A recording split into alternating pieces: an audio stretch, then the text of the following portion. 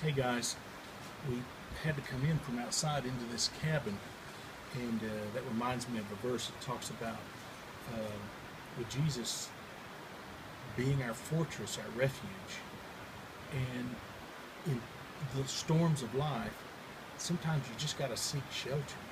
Sometimes you make it, sometimes you find it. This one we found out in the wilderness here. We're on the Tennessee side in the Appalachian Mountains, and thank goodness we had this to get out of the weather. But Jesus is our fortress, and right here in life, when we're trying to survive, here's what we do so many times and should do.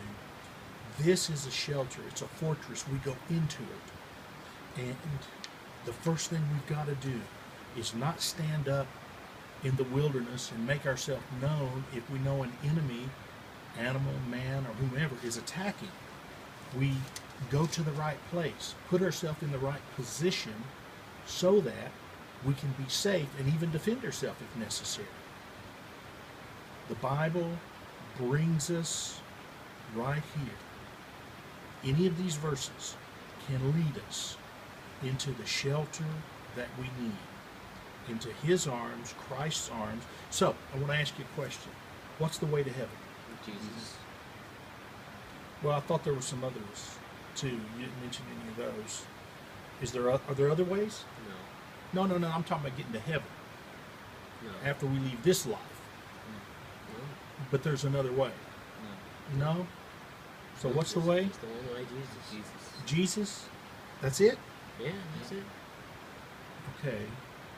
Well, you passed that test. But that's the major thing. We can be wrong on just about anything in the Bible, but not about Jesus. For He is the way, the truth, the life. No man sees the Father, goes to heaven, but through Him, Jesus. He made those rules. God did, not us. So we follow those rules.